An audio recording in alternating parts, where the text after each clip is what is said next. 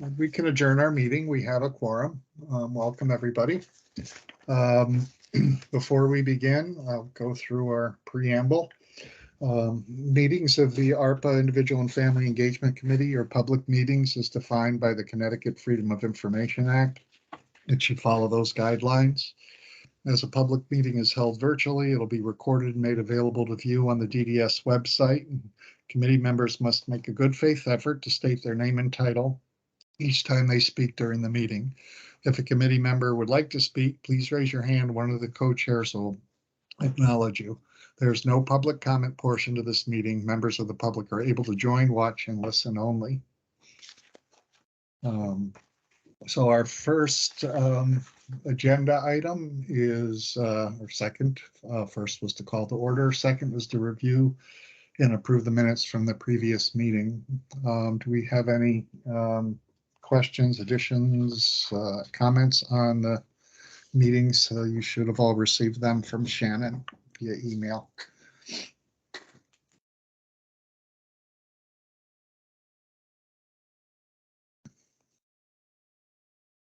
All right, hearing no comments, additions, or any other issues around the minutes, I entertain a motion to approve the minutes.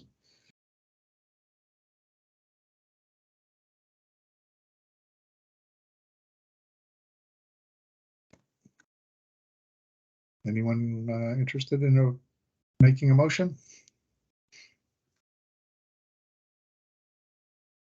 Mari Cruz Ortiz, Benford, Connecticut, motion to approve minutes. Thank you.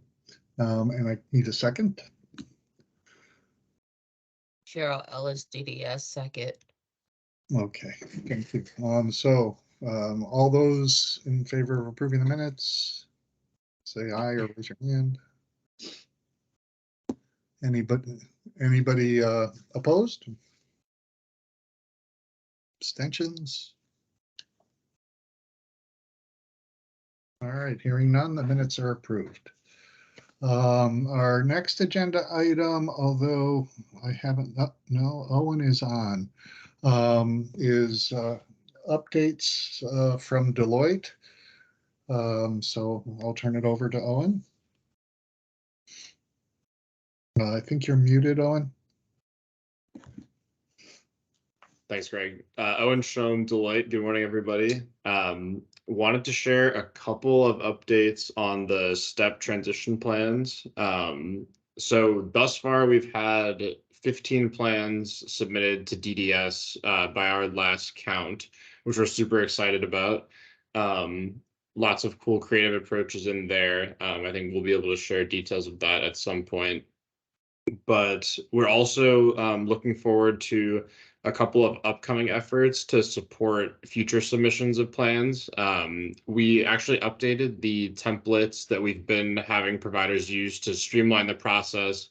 Overall, just make it easier for them to have the flexibility they need to implement the plans and actually submit their transformation efforts. So we've received good feedback on those thus far. And then in addition, in May, we are, I guess it is May now, but we have a couple of informational sessions scheduled, as well as training sessions for both providers and for DDS staff and case managers.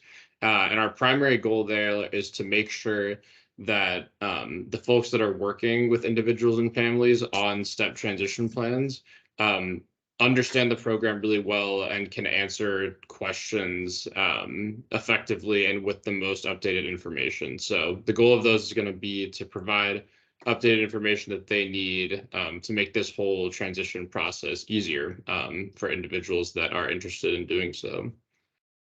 Those are our updates, but we'll come back to this group as we have more to share. Thanks very much. This is Greg McMahon from DDS. Do we have any questions? Actually, it looks like we may. Oh no, there was a comment. Okay, any questions from the group for Owen and Deloitte?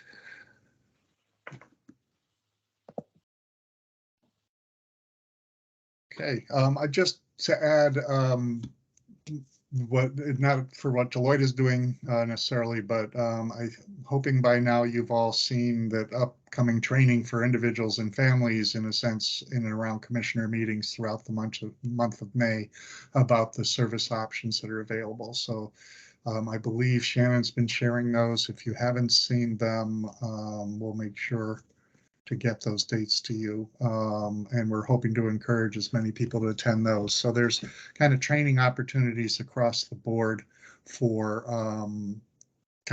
leadership at DDS, for case management at DDS, for other staff at DDS, for providers, and for individuals and families, really trying to keep people up to speed.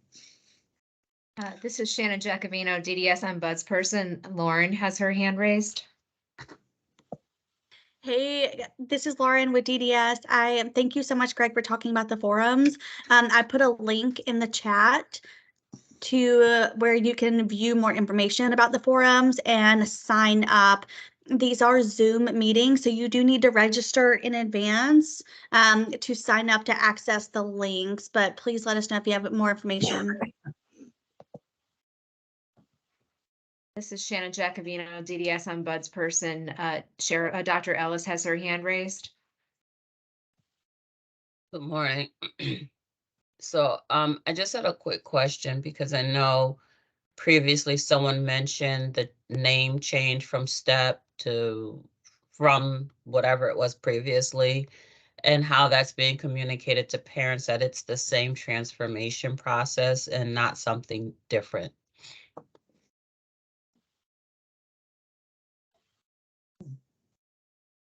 This is Greg McMahon from DDS. I know that there's a newsletter coming up that is including updates, and I think the STEP language is being used there. I'm not sure how that's addressed on the agendas of the commissioners' meetings, but it probably should be clarified there. And Lauren will add to that. Yes. Hi, this is Lauren Gray at DDS. Right now I'm putting a link to the May newsletter that was mailed out to all individuals and families. There's a link to that so you can see how we are talking about STEP. And Greg is right, at the forums. The agenda is the commissioner opening, talking about what we are doing, what STEP is, what it means, and then Elisa is going to, the Deputy Commissioner, Elisa is going to then come in and talk about the service overview for that specific forum. So the newsletter, the website, our social media, it all talks about what STEP is versus what STEP isn't. So I highly encourage you to look at the May newsletter. I encourage you to attend the forums. At the forums, again, the Commissioner Jordan will open, Deputy Commissioner Lisa will then speak, and then we'll have subject matter experts talk about the different service options. And then we will have time for Q&A at the end for you to ask questions of any of the speakers. So I hope that helps. This is Greg McMahon from DDS. Thank you, Lauren. Are there other questions related to forums for Deloitte? Anything else in regard to the upcoming trainings?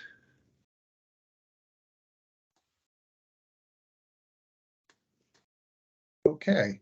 Our next agenda item is communications update and service description review with Maura and Becca, and Lauren may jump in as well. She's actively involved in the process. So I'll turn it over to Maura.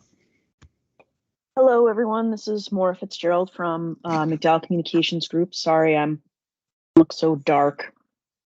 So just a few quick updates before we go to the one-pagers. As Lauren mentioned, we have a flyer that is coming out, should be hitting mailboxes this week on the May forums.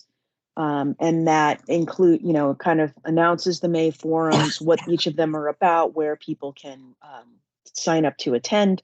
But it also has a a letter on the front of it from the commissioner, or a message from the commissioner that again talks about STEP and what it is and that sort of thing. So that's going out this week. We are also now working on a full newsletter. This May thing is more of just a flyer announcing the May forums. So we're now working on a full newsletter that will go out in June. And we're working on the content for that right now. So that is going on. The videos that we are working on with Bonfire Productions are coming along. Last week, we and the DDS leadership saw rough cuts of the videos on community companion homes and supportive housing. And the other rough cuts should be coming over the next 2 weeks. And CCH and supportive housing, the videos will be more finalized. So hopefully by your next meeting in 2 weeks, we will have videos to show you all. We are also, or Bonfire's in the process of scheduling the taping for the self-direction video. And then we're working with DDS on getting the employment video kind of shaped up and squared away so that Bonfire can start to work on that. We also have a web developer who is designing a STEP web page that will go on to the DDS website. Last Friday, I think it was, he gave us 3 different examples of how the page could look, and that has been run by the DDS leadership, and comments have been given. So those are going back to the web developer to kind of get those comments into his design, and then hopefully we can show that to you next time around and start to build that out a little bit more. So those are kind of the main non-one-pager things that we're working on. And then in terms of the one-pagers, we have sent over to the designer now in-home supports, remote supports, CCH, supportive housing, and I think there's another one that's missing. We also, Dr. Ellis, to your point about STEP and explaining STEP, we have worked with DDS leadership to put together a STEP one-pager that's actually going to be a 2-pager that's a more in-depth explanation of what STEP is, how it came about, how it kind of fits in with ARPA and moving on. And again, like what STEP is and what STEP isn't. So that is being designed now too. So in terms of the one-pagers, we're down to 2 last one-pagers for this committee to review, which I believe Shannon sent around to everyone last week, and I'll share my screen. But for this meeting, we need to go over the one-pagers for assistive technology and for employment. And I apologize if you guys can hear a snoring dog in the background. She's loud, but hopefully not too distracting. So I'm going to share my screen and put up the assistive technology piece. I'm working off of one laptop instead of multiple monitors. So once I start sharing my screen, I might not be able to see if people raise their hands to talk. So Warren or Greg or Shannon, if you guys could help me out when people have comments, we can do that. And we can do this kind of the same as we did last time. Let me just see. Just go section by section in the document. Sorry. Oh, I think this. Okay. Can you all see my screen? Is it big enough? We can see it. You might want to make it a little bit bigger. How's that? I think that's good. So does anyone have any comments or questions or edits to this first kind of general description of what assistive technologies are?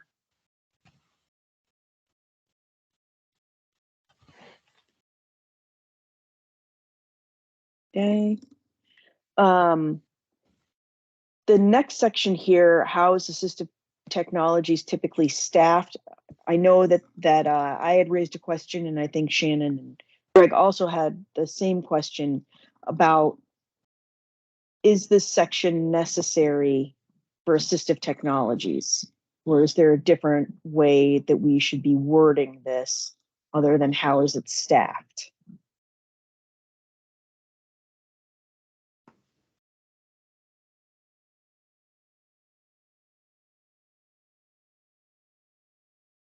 This is Shannon Jacobino, DDS ombudsperson. I don't know what that third sentence means. And I'm not sure if anybody else does, you know, if maybe some of the people on the committee, how that reads to them. So in addition to not really knowing how to frame this section, I don't really know what the third bullet means. Yeah, this is Greg McMahon from DDS. I think in the comments section, we asked that question. I believe you all, if you're looking at the one Shannon sent you, the comments are to the right. I think they're right here, but if Maura shows them, really too small to read. But we weren't really sure what that was trying to say.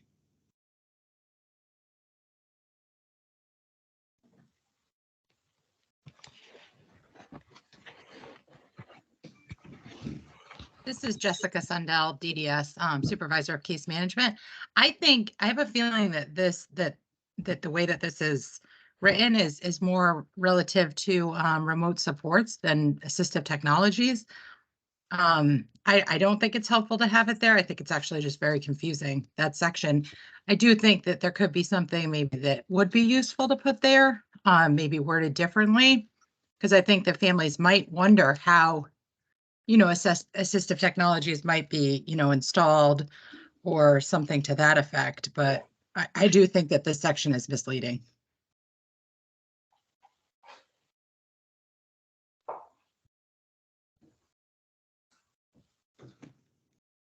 This is go ahead. No, go ahead, Greg. Yeah, this is Greg McMahon from DDS. I think I kind of, as we noted above in the paragraph about AT is not intended to replace needed staff. In the ongoing meetings I've had and other feedback from families has been, if we have assistive technology, that means we will no longer have staff, and that's been a big concern. It's the idea that it's not replacing it. So if there's a staffing topic, it might be something like we either eliminate it or say something like assistive technology is used to complement staffing or something along those lines, or can be used or something, which would be addressing the same concern in the above paragraph. But through the surveys that you guys did at McDowell, there was a fair amount of comments of concern about you're just going to get rid of the people and you're going to have us work with machines instead. So any way we can emphasize that, it was a pretty common concern. This is Shannon Jacobino, DDS ombudsperson. Adriana has her hand raised. Good morning, Adriana Ramirez, Family Support Network. I agree with Jessica. Some of it does look like remote supports, even though I know it's talking about assistive technology. Maybe separate it. I like what Greg said, that it would complement, because some assistive technology, from my understanding, sensors could be Google helping you to change the temperature, Google helping you to turn on your TV, and things like that, versus remote supports really talks about a person, where I'm understanding that technologies is more of the equipment, and maybe listing some of the equipment possible, so people kind of have an idea that, you know, maybe it's talking about that, so it's not confusing when you compare it to remote supports, potentially. Thank you. This is Shannon Jacobino, DDS ombudsperson. Does it make sense to change the sentence to AT is intended to complement, not replace needed staff? Does that cover it? This is Greg McMahon from DDS. I think it does.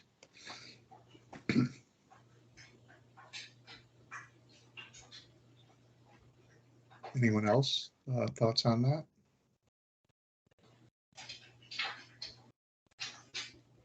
This is Joanne Melise from Living Innovations. I like that what Shannon just said.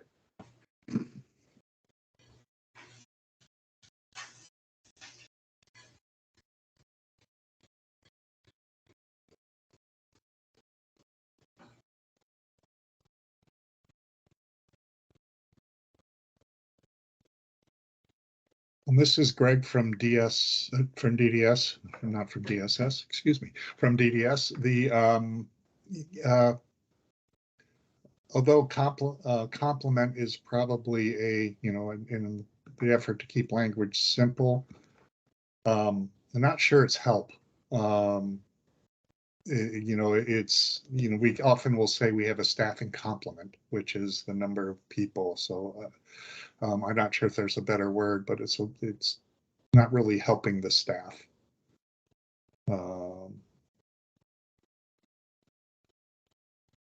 And it may be the complement is the best word there.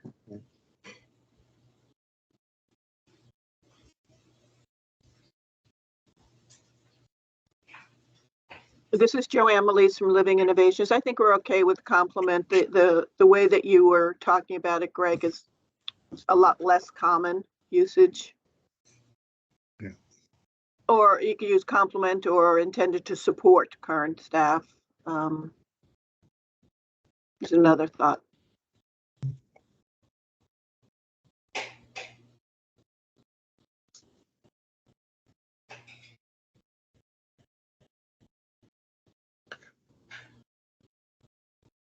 All right, this is Greg McMahon from DDS. I think I'm hearing some consensus that we probably don't need the section below as how is assessed technology typically staffed.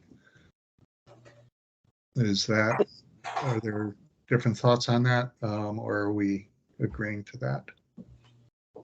Well, this is Maura Fitzgerald from McDowell Communications Group. The only thing that I would think might be helpful, maybe not, is to put something in here, because I know a lot of the concerns that were raised by people were, well, what happens when, technology breaks or, things like that. So maybe there's a way to work in here, something about For sure.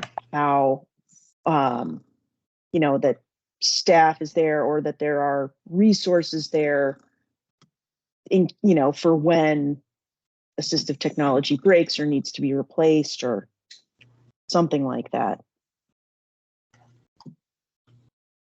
This is Shannon Giacovino, DDS Ombudsperson. Lauren has her hand raised. Yeah, so I just want to clarify a couple of things. We do have a standard template that we are using for these one-pagers. And I do think this section is important because we do have it on every other one-pager.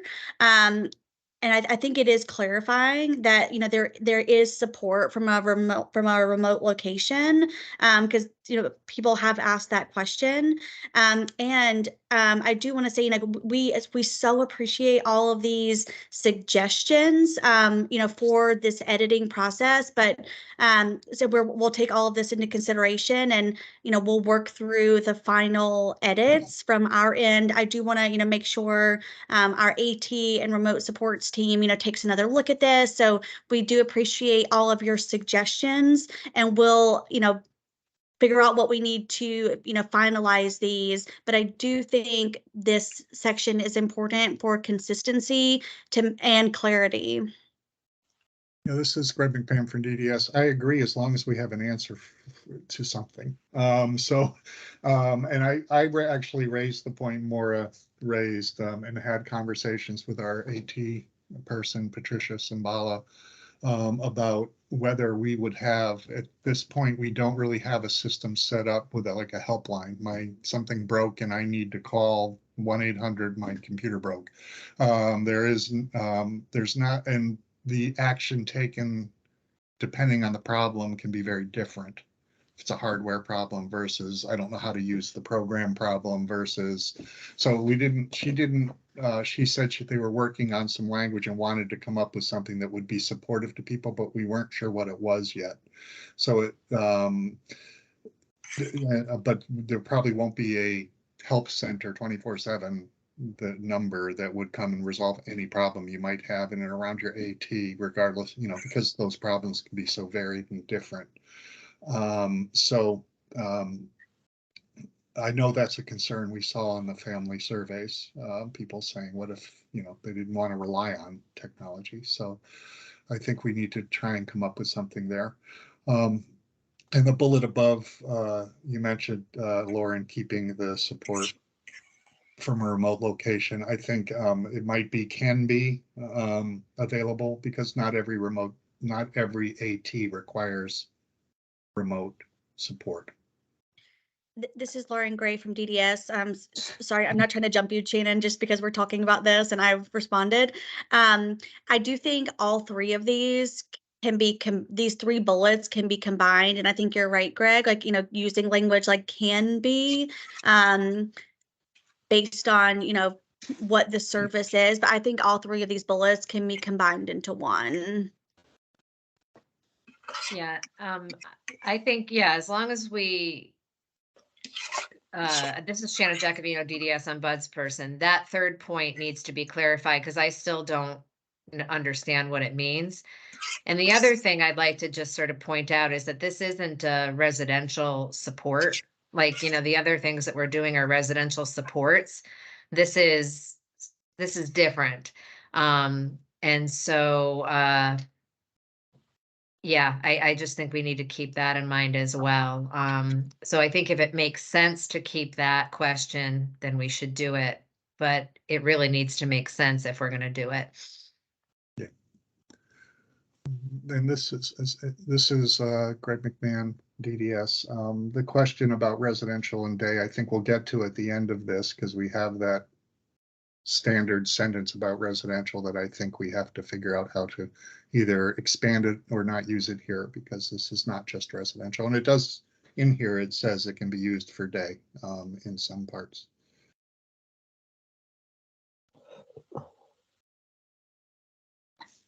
Are there other comments before Maura moves on from the committee on that section?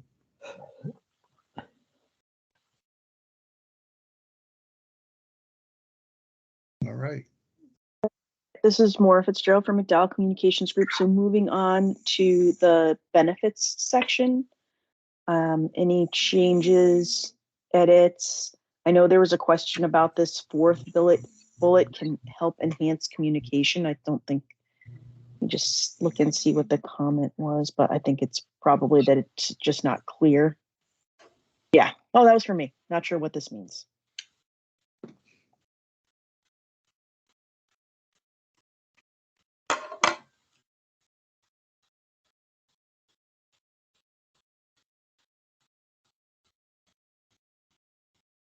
Well, this is Greg McMahon from DDS. I'm fine with the section. The communication could mean any number of things. Could mean communication as somebody who has speech issues. It could also mean communication between staff and families. I'm not sure we can. There's lots of areas where AT can help with communication. I don't know if it's better just to leave that as is or try and clarify. And I see Cheryl has her hand up. Hi, Cheryl Ellis, DDS Director, DEI. I was just trying to understand the difference between the first two bullets, where it seems like it's saying the same thing, just in different words.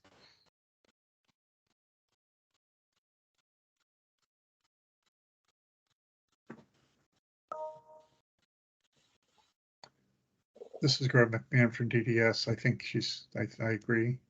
That is a little redundant.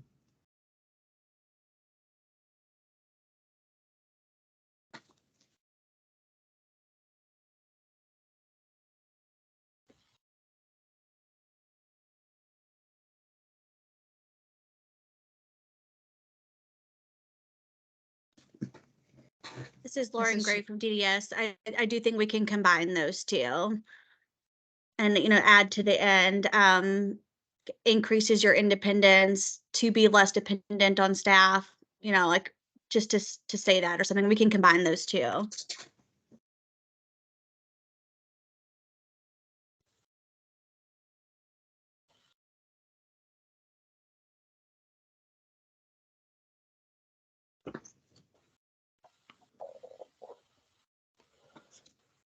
Okay, this is Maura Fitzgerald from McDowell Communications Group.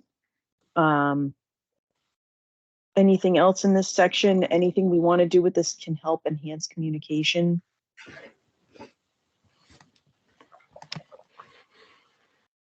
This is Lauren Gray with DDS. I think we need to take that back to Patricia and ask if she can add a clarifying statement there for what she meant. All right, this is Maura Fitzgerald from McDowell Communications Group. If there isn't anything else on the benefits section, we'll move on to the challenges section. Any comments or questions on this section?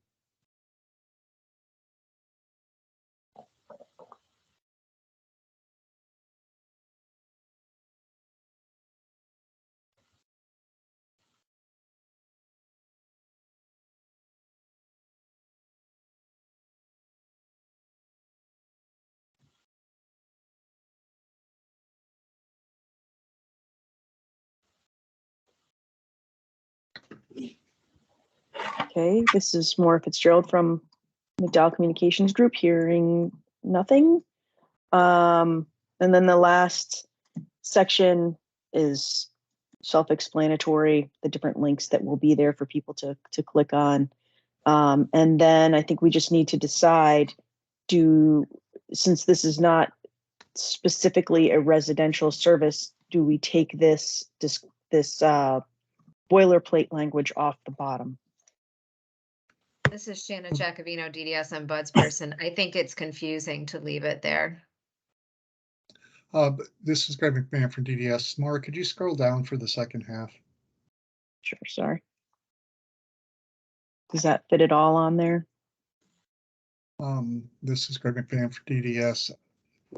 We could do two things, I think. One is we could not have it because it's not strictly a residential service, or we could just say something along the lines of DDS services provide individual supports needed to meet goals, et cetera, and then add into the bottom and the list of things that it does, because it can do all of those things. Add some elements to employment and day to the bottom, and keep a section explaining all the things that DDS does when it provides services. So in my opinion, it would be either not have it, or if we do have it, to get rid of the word residential and add a couple of day services to the list of things that we do.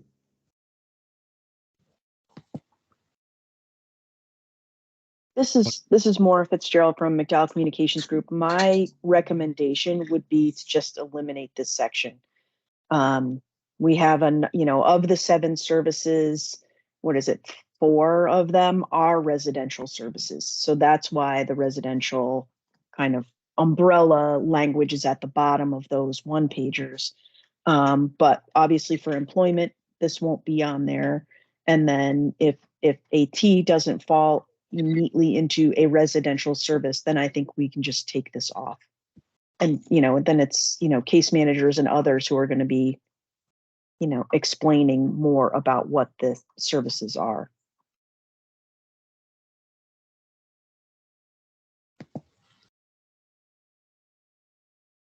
This is Shannon Jacobino, DDS ombudsperson. Does anybody on the committee want to comment on that before we move on to the employment services description?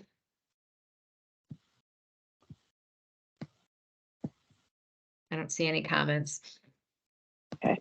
All right, this is Greg McMahon from DDS. I guess just one final question for the overall one-pager from the family members. Does this answer questions for you about AT?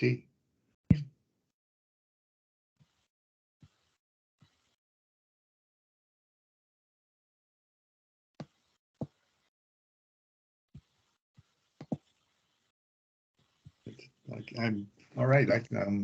I'll take the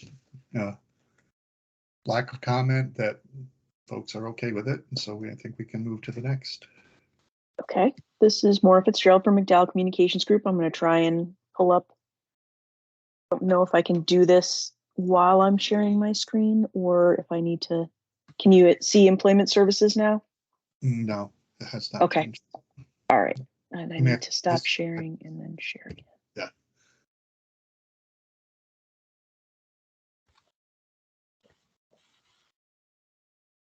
Okay, can you see it now? Yes.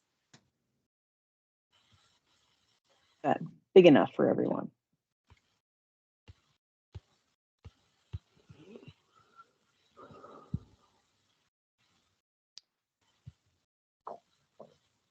Okay, does anyone have anything for the general description?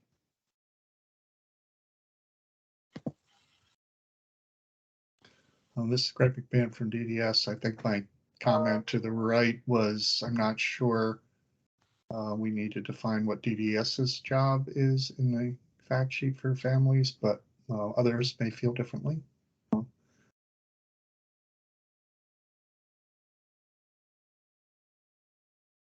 Or we could reword something to say it is important to be creative and persistent, perhaps another word for persistent.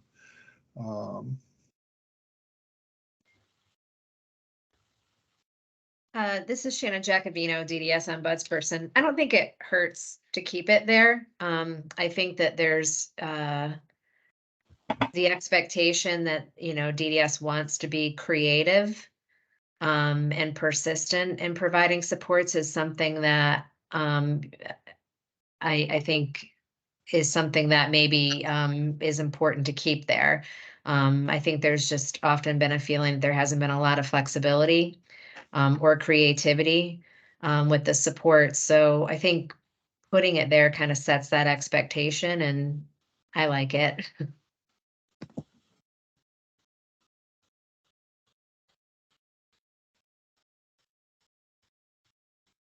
Okay, this is Maura from McDowell Communications Group.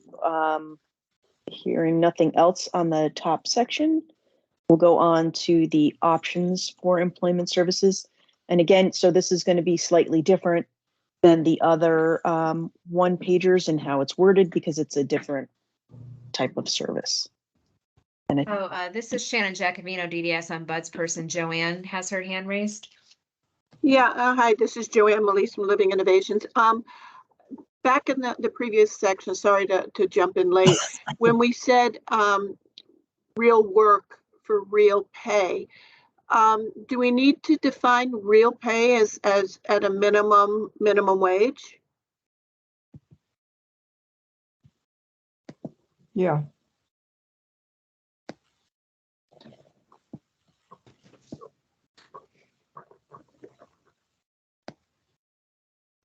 This is Shannon Jacobino, DDS ombudsperson. I mean, I think DDS has a definition that the Strategic Employment Leadership Network Committee worked really hard on agreeing on, and maybe it makes sense to look at that definition and to use that here.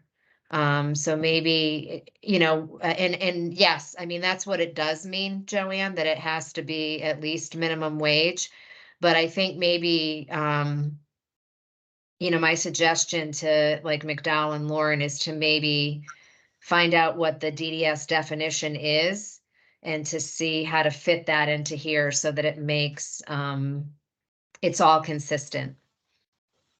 This is Joanne Melise from Living Innovations.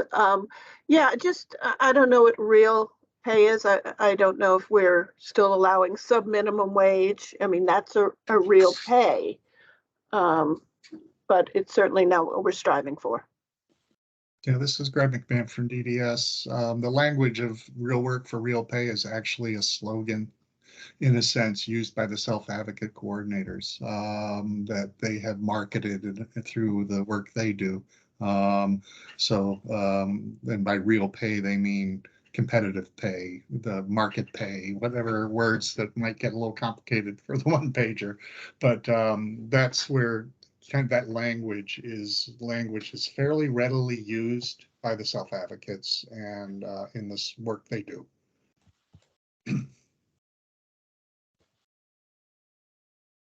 But I do agree, if we can, I think it may have, the original draft may have had much more complicated language about competitive wages and things that may not have been as family and individual friendly as we wanted them to be. So if we can find that definition, as Shannon says, and just make sure it's not DDS jargon and find a way to say it in a way that's understandable.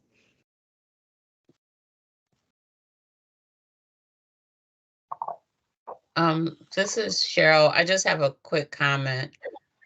Where it says where you do real work, I'm not sure I like the word real, as implies that other work is not real. So I don't have a better word right now because my brain feels like it's moving in slow motion. But maybe a different word.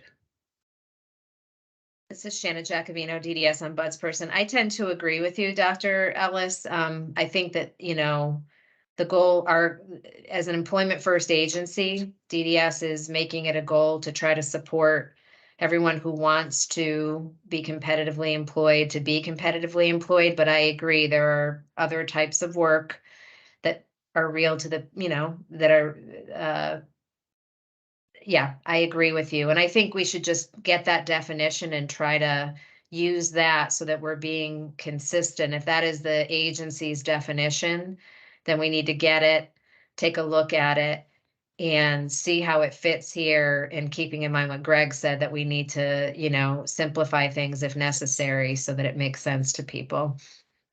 But I tend to agree with what you're saying.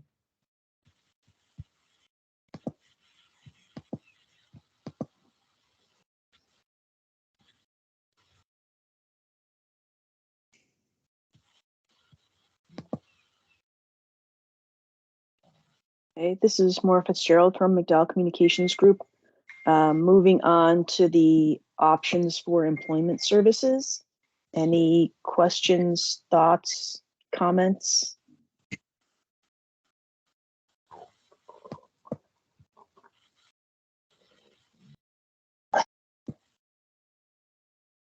This is Shannon Jacobino, DDS ombudsperson. Mara Cruz has her hand raised. Yeah, Mari Cruz Ortiz, Benton, Connecticut. I wasn't sure if an option to replace the word real might be meaningful work. They want to find something that means something to them and we're supporting them. So just a thought.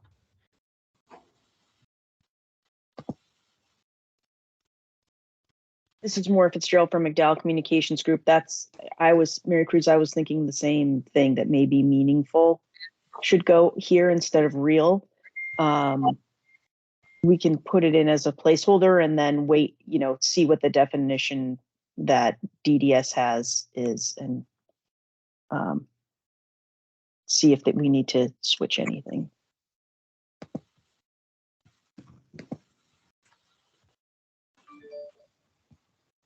Anything from anyone in the employment services section? This is Cheryl Ellis, Director DEI. Under the second bullet, customized employment, it says a different to find employment, it feels like a word is missing. Yeah. This is Shannon Jacobino, DDS ombudsperson. I feel that definition needs some work. Because each of these are different from the other. And even though customized employment is a newer support, I feel like that isn't really, this isn't, what I had recommended, and I don't know if it showed up in the comments, was that, customized employment uses an intensive process that matches your strengths and skills and abilities, something that distinguishes customized employment, or helps people to better understand how it's distinguished from the other types of supports, I think is important.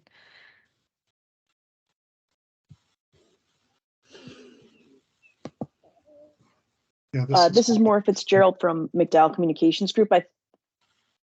I think we just need to find a way to word that, Shannon, that's not, an intensive process. We just need to find a Right.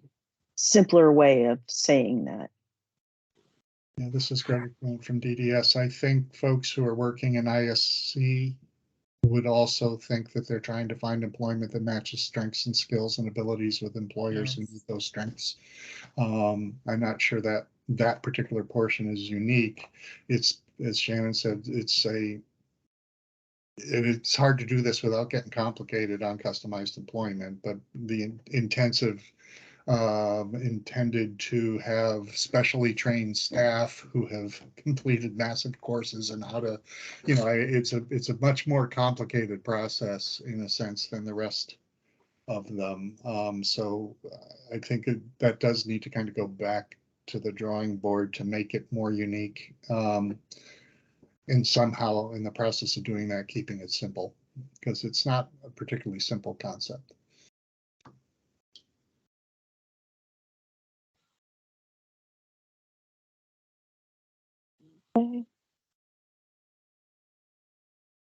This is Maura Fitzgerald from McDowell Communications Group. Anything else for this section? Yeah, this is Greg McMahon from DDS. I added a comment at one point or another about GSE. There is, we're looking to do the one pagers on innovative services or things that are to try and get people to think a little bit outside the box, what they're used to. But in terms of the incentives, we are incentivizing supportive employment for people who might be in a DSO who are interested in getting into employment. So I don't think it's a question we can answer here, but I think it's a question we probably need to check in with our ARPA committee. Perhaps that's the place or where we decide whether or not we want to promote GSC through the one pagers. It is sort of a more traditional, it is a somewhat congregate work environment in that you're working in groups of people with disabilities, usually in an area of business. I think we probably need to bring that back to see whether we want to include GSC in here or not, unless there's been conversations I'm not aware of about that.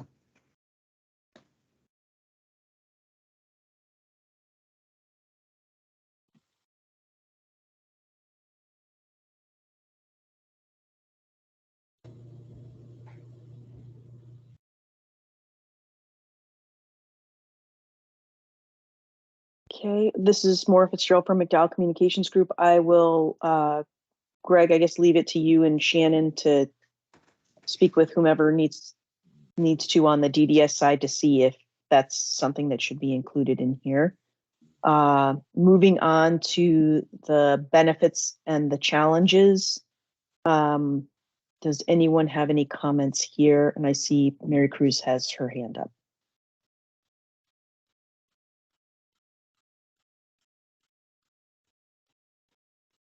Maricruz Ortiz, sorry, that's from before. I'll put it down now. This is Shannon Giacovino, DDS ombudsperson. Lauren has her hand up. This is Lauren Gray from DDS. I do think we can combine the first two to just say, living and working more independently. Like the first two, we can just say you earn a paycheck to live and work more independently. This is Maura Fitzgerald from McDowell Communications Group. I do think they are slightly different because you're not earning a paycheck to help you work more independently. You're getting a paycheck so you can live more independently. But in addition, you're also able to, and correct me if I'm wrong, but you're also able to be in a job that allows you to work more independently. This is Lauren Gray. That totally makes sense. Go with it.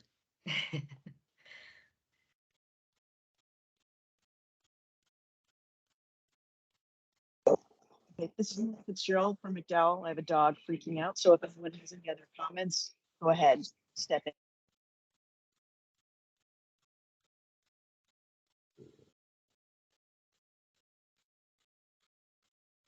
So for, this is Shannon Giacovino, DDS on Bud's person. The last bullet for people who, for families and for people who work with families, is that clear? That you can use employment services for work and, I mean, provided you have the budget for it, still use the day services for community activities? This is Greg McMahon from DDS. Before and folks jump in on that, one of the common concerns raised by families, it's one of the more frequent concerns that we're hearing, is that my family member went to a day support option DSO for 30 hours a week, and now they're going to get an independent job in the community for 10 hours a week. What are they going to do the rest of the time? That was a pretty frequent comment, and I think this last bullet is somewhat trying to explain that if you're not working, you still can do other things with your existing funding. So that's, I think, what that's trying to say, but it was very hard to come up with the words for that. So does this do that?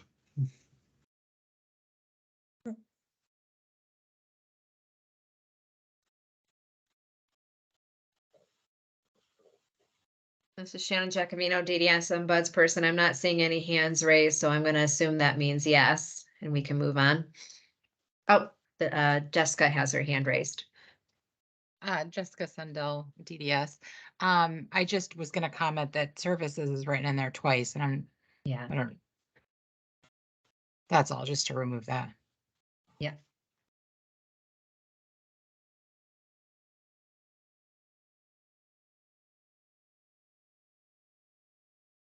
This is Greg McMahon from DDS.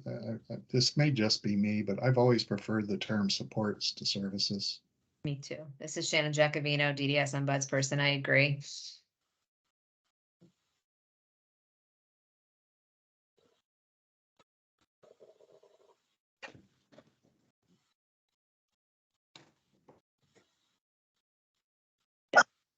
Okay, this is Maura Fitzgerald from McDowell Communications Group.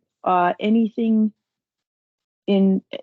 else that should be in potential challenges, or are these kind of the two that cover it?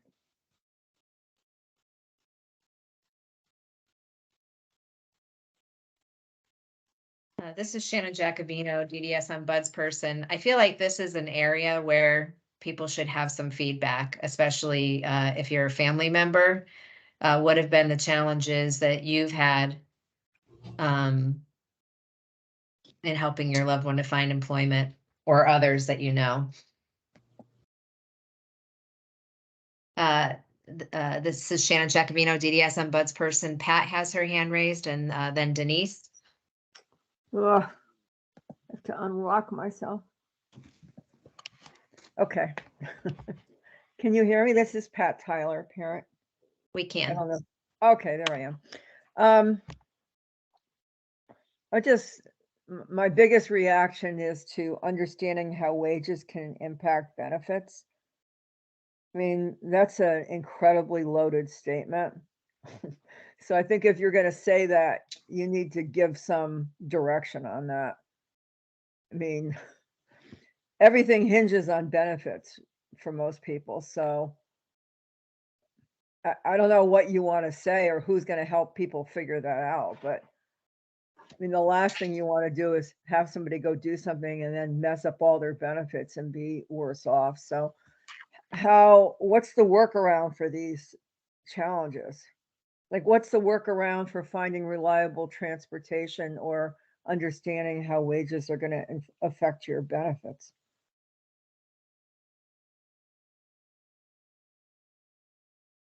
I mean, I don't have an answer, but it'd be a question I'd be concerned about if I saw that on something. This is Greg McMahon from DDS. One of the goals of the one pagers is to kind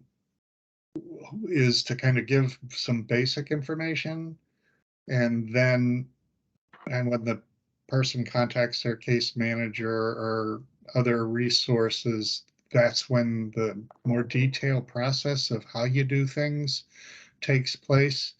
But you're right, those are like two of the biggest transportation and benefits are two of the biggest things we hear most often. But it may, I don't know how to explain it either in a way that's a sort of a bulleted, straightforward way without getting into the process of things, which isn't the point of the one pagers. So if people have ways of saying that are more explanatory without getting into the hows and all that people would get into it once they contacted for more information. So that would be a great area for thought on this. This is Shannon Jacobino, DDS Ombudsperson. Denise has her hand raised, and then Joanne. I kind of want to just follow up what Pat said. I do think it's, and I understand what Greg is saying. This is just like an introductory for people to kind of just get a better understanding of, some of the initiatives. But it might be a good idea under the how can I learn more, maybe put specific resources to address some of those challenges, like Pat is suggesting, like for understanding benefits, we have benefit counselors, right, through DOORS or BRS. We could put things like that reference some of the challenges that might help with people just click on the link and just kind of get a better understanding of maybe what other resources are out there other than the case manager. And then I wanted to kind of talk about maybe another potential challenge is not a reliable schedule, because a lot of individuals and families are used to their loved one either going to school from a specific time to and from, as well as, maybe if they're, when folks start competitive employment or customized employment, their schedule is not going to be something that's consistent and routine. That could be a challenge for some people.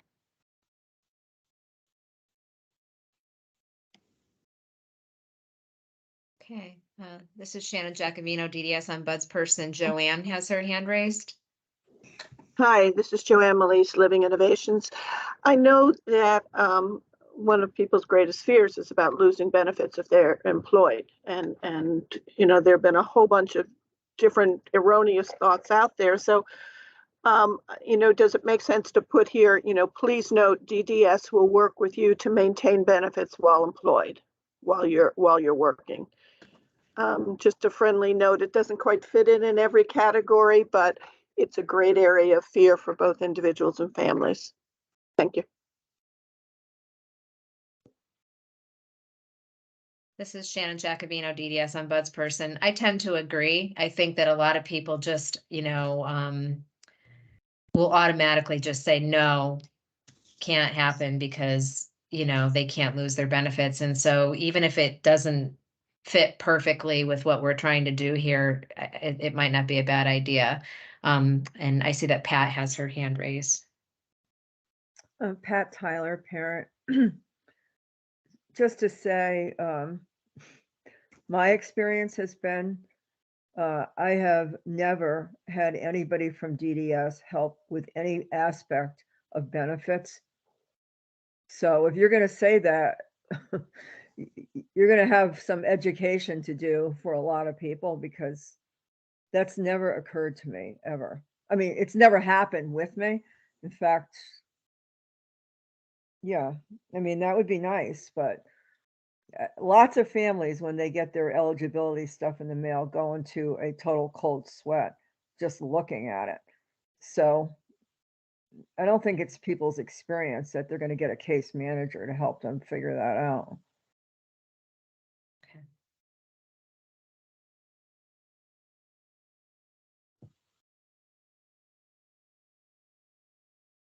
Okay, this is Maura Fitzgerald from McDowell Communications Group. I apologize because I was writing this last bullet and kind of missed the beginning part of this last discussion. Is there another bullet that needs to be added in here, or is there still more kind of thought that needs to go into it before we include it in this list? So I think this is Shannon Jacobino, DDS Ombudsperson. I think one thing that you might want to do more is how can I learn more, is linking to the BRS benefits counselors. And Denise just popped that link in the chat.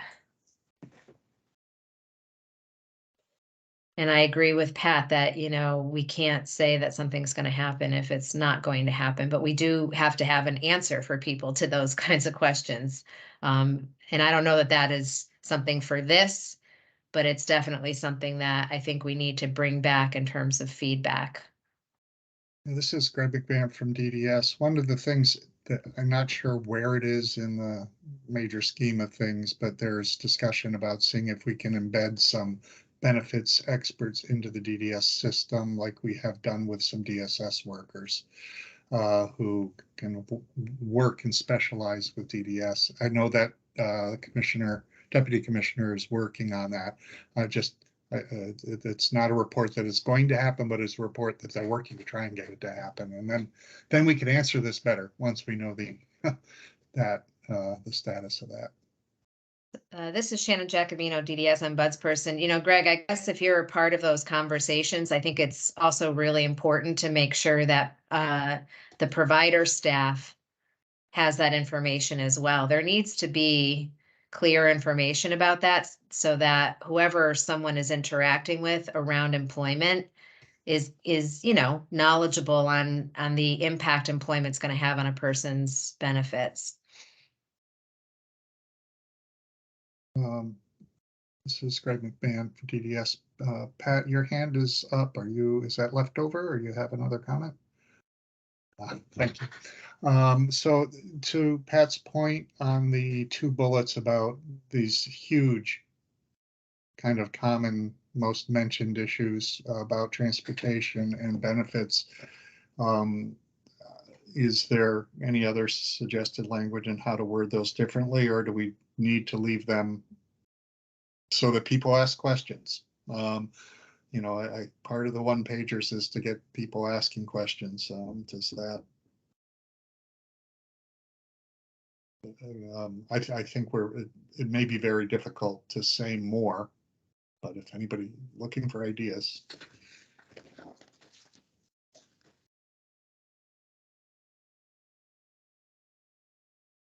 This is Shannon Jacobino, DDS ombudsperson. Joanne has her hand raised. Just a quick question. Do we need to define out what BRS is, or is it previously spelled out? I'm sorry, Joanne Melise, Living Innovations. Yeah, this is Greg McMahon from DDS. Are we still using BRS, Denise, or is it DOORS? In which case we spell out DOORS. This is Denise Palladino, Self-Determination Director. According to the Connecticut Department of Aging and Disability Services page, it says Bureau of Rehabilitative Services.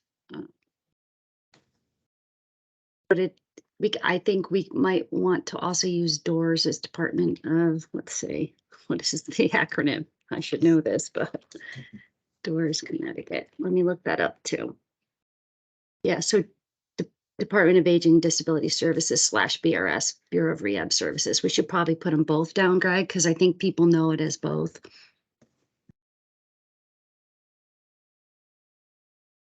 Right. Yeah, it's the Department of Aging and Disability Services, not of Rehabilitation Services anymore. So we can send that to you, Maura. Yep. Okay. Love the acronyms.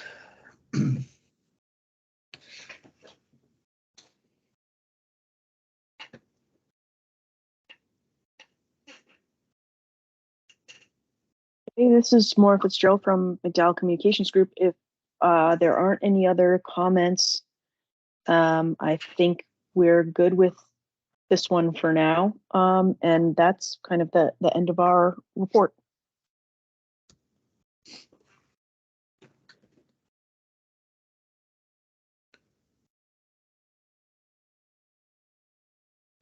Okay, this is Greg McMahon from DDS. Thank you, Maura, and thank you all. what seems fairly simple, defining simple one-pagers is often not as simple as we think. So we appreciate all the help and guidance. Our next agenda item is updates and topics for future meetings. Does anybody have anything they want to have discussed or raised at upcoming meetings?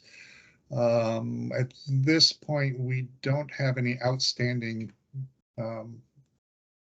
defined tasks in front of us for our next meeting. We very well may by our next meeting, but at this point, having gone through the service descriptions was pretty defined.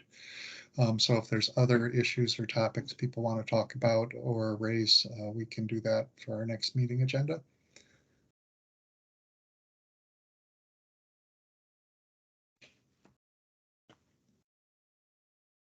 All right.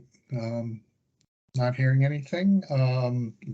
Our next meeting is scheduled for May 15th, 10 a.m. on Teams.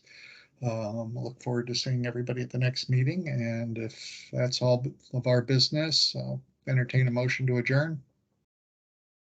Joanne Melise, Living Innovation, motion to adjourn. Okay, thank you, Joanne. I have a second. This is Kevin Rice, Self Coordinator. I agree. Thank you, Kevin. All those in favor? Aye. Aye. All right. Thank you. We'll see you next 2 weeks. Wait, I think Shannon, do you have your hand up? This is Shannon Jacobino, DDS Bud's person. I was just She got cut off. Oh, she got muted. How did she get muted? Kevin, this is Shannon Jacobino, DDS Bud's person. I just raised it to agree that we should adjourn the meeting. So thank you. I appreciate you looking out for me.